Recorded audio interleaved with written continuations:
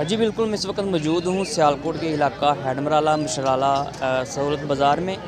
NA-70 के हवाले से PP-44 के हवाले से यहाँ पे जो अभी हम लोगों का रिव्यू लेंगे। ज़ियाफ़त अली है, उसके अलावा राना आरिफ इकबाल हरना है। इसी तो अभी हम यहाँ से लोगों का रिव्यू लेंगे कि कौन किस पार्टी को सपोर्ट कर रहा है और उसकी क्या वजह है।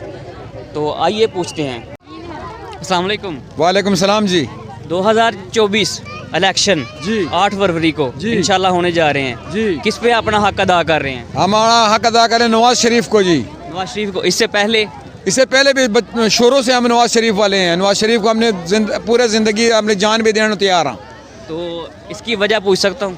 वजह ये एटमी की ताकत उसने लेके आया पाकिस्तान में। जब वो ना होता आज इंडिया हमें चपेड़े मारता। ठीक है, मोटरवे उसने लेके आया है, मेट्रो बस उसने लेके आया है। अब लोग कहते हैं उसने कुछ नहीं किया। जो उसने नहीं किया तो और किसने किया है? जब जरदारी का दौर था बिजली 8 घंटे होती थी, 16 घंटे नहीं होती थी। अब जब वो आया 13 में तो उसी दिन से बिजली बहाल थी।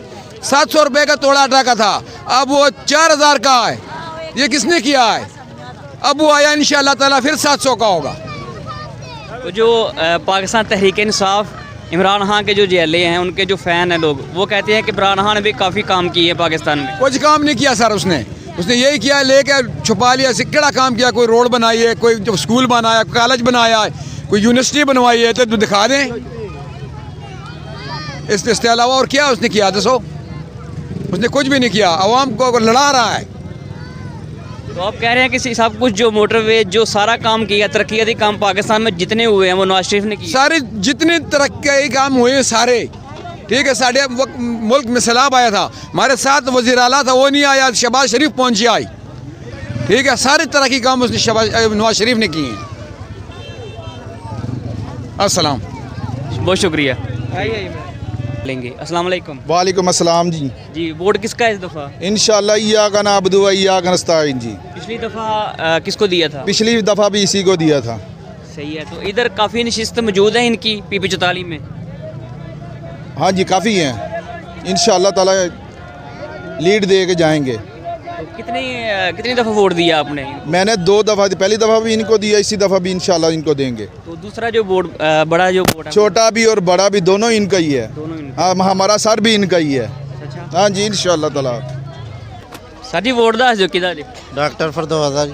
पिछला किदा ही? पिछला भी होता है, ऐत की भी होता ही है? होता है इंशाअल्लाह, होता अगो भी होता ही होना। वोट किसका है? इमरान खान दा।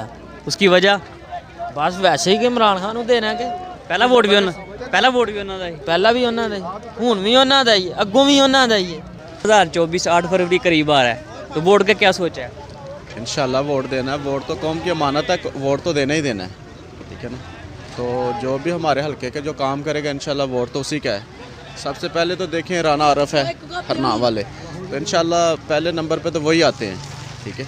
बाद में फिर बाद के जो भी हैं, अभी तो हमारा जो है ना वो नून लीग का ही वोट है इंशाल्लाह। अभी सर्वे के मुताबिक अभी कुछ लोग जो है ना वो अभी नून लीग को सपोर्ट कर रहे हैं, कुछ कह रहे हैं कि हम तहरीक इंसाफ को, और कुछ जो इस्तेकाम पार्टी है फरदौस आशिक अवान की, उसको कह रहे हैं कि हम वोट देंगे। मज़ीद अभी लोगों का रिव्यू जानते हैं क्या कहते हैं। अस्सलाम वालेकुम। वालेकुम सलाम। वोट किधर जी?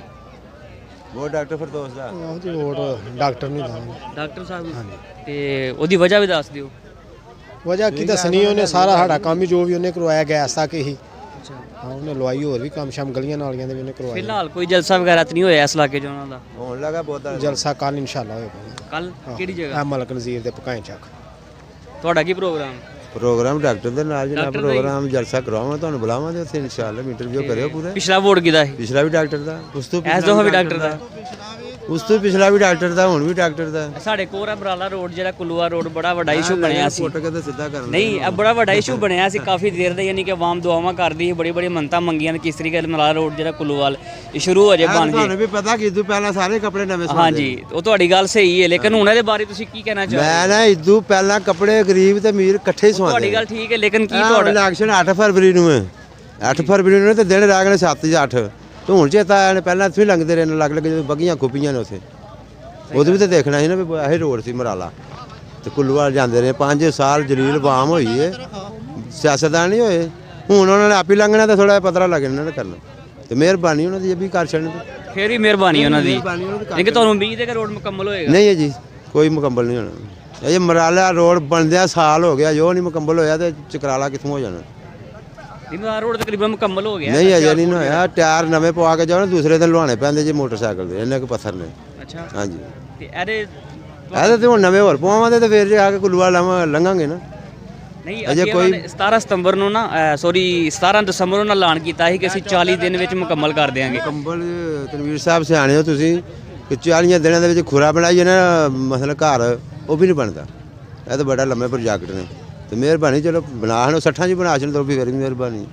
ਲੇਕਿਨ ਤੁਹਾਨੂੰ ਉਮੀਦ ਨਹੀਂ ਹੈ ਕਿ ਬਣੇ। ਅਜੇ ਉਮੀਦ ਕੋਈ ਨਹੀਂ ਹੈ, ਉਮੀਦ ਇਲੈਕਸ਼ਨ ਤੋਂ ਬਾਅਦ ਘੁੰਮਤਾਂ ਬਣਨਗੀਆਂ, ਫਿਰ ਦੇਖਾਂਗੇ ਕਿ ਕਿੰਨੇ ਮਹੀਨਿਆਂ ਚ ਬਣਨੀਆਂ। ਲੇਕਿਨ ਹੁਣ ਆਰਫ ਸਾਹਿਬ ਜਿਹੜੇ ਜਲਸੇ ਤੇ ਜਾ ਰਹੇ ਨੇ ਉਹ ਇਹ ਕਹਿ ਰਹੇ ਨੇ ਕਿ ਜਿਹੜਾ ਨਾ ਰੋਡ ਮੁਕੰਮਲ ਹੋਏਗਾ ਇਨਸ਼ਾਅੱਲਾ ਰੋਡ ਬਣੇਗਾ। ਚਲੋ ਯਾਰ ਮਿਹਰਬਾਨੀ ਉਹਦੀ ਕਰਾਸ਼ਨ ਤੇ ਉਹਦੀ ਮਿਹਰਬਾਨੀ ਹੈ ਨਾ, ਮਿਹਰਬਾਨੀ ਹੈ ਉਹਨਾਂ ਦੀ ਕਰਾਸ਼ਨ। ਠੀਕ, ਬਹੁਤ ਸ਼ੁਕਰੀਆ। ਅਸਲਾਮ ਵਾਲੇਕੁਮ। ਵਾਲੇਕੁਮ ਸਲਾਮ। ਇਲੈਕਸ਼ਨ 2024 ਆ ਰਿਹਾ, 8 ਫਰਵਰੀ ਨੂੰ ਤੁਸੀਂ ਆਪਣਾ ਨੁਮਾਇੰਦਾ ਚੁਣਨਾ ਹੈ ਤੇ ਕਿਹਨੂੰ ਚੁਣਨਾ ਚਾਹ ਰਹੇ ਹੋ? ਅਸੀਂ ਚੁਣਾਂਗੇ ਇਮਰਾਨ ਖਾਨ। ਇਮਰਾਨ ਖਾਨ। ਇਸ ਤੋਂ ਪਹਿਲਾਂ ਵੋਟ ਉਹਨਾਂ ਦਾ ਸੀ? ਇਸ ਤੋਂ ਪਹਿਲੇ ਵੀ ਵੋਟ ਉਹਨਾਂ ਦਾ ਸੀ। ਠੀਕ ਹੈ। ਹੈਡਮਰਾਲਾ ਕੁਲੂਆ ਰੋਡ ਜਿਹੜਾ ਹੈ ਬਣਨਾ ਸ਼ੁਰੂ ਹੋ ਗਿਆ ਤੇ ਹਵਾਲੇ ਨਾਲ ਕੋਈ ਤੁਸੀਂ ਕਮੈਂਟ ਦੇਣਾ ਚਾਹ ਰਹੇ ਹੋ? ਇਹਦੇ ਹਵਾਲੇ ਦੇ ਨਾਲ ਤਾਂ ਬੜੀ ਖੁਆਰੀ ਹੋਈ ਹੈ ਹੁਣ ਤੱਕ, ਤੇ ਹੁਣ ਦੇਖੋ ਅੱਲਾ ਕਰੇ ਤੇ ਮੈਂ ਤੁਹਾਨੂੰ ਆਖਿਆ ਕਿ ਬਣ ਜਾਏ, ਨਿਗਰਾਨ ਹੁਕੂਮਤ ਕੋਈ ਤਾਮਨ ਕਰ ਲੇ ਤਾਂ ਬਸ ਠੀਕ ਹੈ। ਠੀਕ ਹੈ, ਯਾਨੀ ਕਿ ਤੁਹਾਨੂੰ ਉਮੀਦ ਹੈ ਕਿ ਇਨਸ਼ਾਅੱਲਾ ਜਲਦੀ ਬਣ ਜਾਏਗਾ? ਇਨਸ਼ਾਅੱਲਾ ਹੁਣ ਪੁੱਟ ਰਹੇ ਨੇ ਤੇ ਲਾਜ਼ਮਨ ਹੈ ਕਿ ਬਣ ਵੀ ਜਾਏਗਾ। ਠੀਕ ਹੈ, ਬਹੁਤ शुक्रिया। अस्सलाम वालेकुम। वालेकुम सलाम जी। इलेक्शन 2024 8 फरवरी करीब आ चुका है हाँ बिल्कुल ਤੇ ਕੀ ਖਿਆਲ ਹੈ ਤੁਹਾਡਾ ਵੋਟ ਦੇ हाँ ਬਾਰੇ? जी वोट नवाज शरीफ का क्योंकि सड़क बहुत जबरदस्त बना रहा साड़ी ਕਿਹੜੀ ਸੜਕ? ਇਹ ਕੁਲਵਾ ਰੋਡ। ਕੁਲੂਆ ਰੋਡ ਵਾਸਤੇ हाँ जी हाँ ਯਾਨੀ जी ਕਿ ਬਣਨ ਵਾਸਤੇ ਸ਼ੁਰੂ ਹੋਈ ਹੈ, ਫਿਰ ਤੁਸੀਂ ਇਰਾਦਾ ਕੀਤਾ ਵੋਟ ਦੇਣ ਦਾ? बिल्कुल बिल्कुल ਉਸ ਤੋਂ ਪਹਿਲੇ ਕੋਈ ਇਰਾਦਾ ਨਹੀਂ ਤੁਹਾਡਾ? कोई इरादा नहीं साड़ा। ये मुझे पहली शख्सियत मिले हैं यहाँ पे जिन्होंने कहा है कि हैडमराला कुलवा रोड जो है ना वो बनना शुरू हो चुका है, इसी वजह से हम इसी खुशी में हम नवाज शरीफ को वोट देंगे। और यहाँ पे PP 44 पे अगर राना आरिफ इकबाल हरना की बात की जाए तो यहाँ पे कुछ अवाम उनका साथ देने के लिए भरपूर तैयार है, रोड के हवाले से भी और इससे पहले भी। आइए दूसरे लोगों का रिव्यू जानते हैं।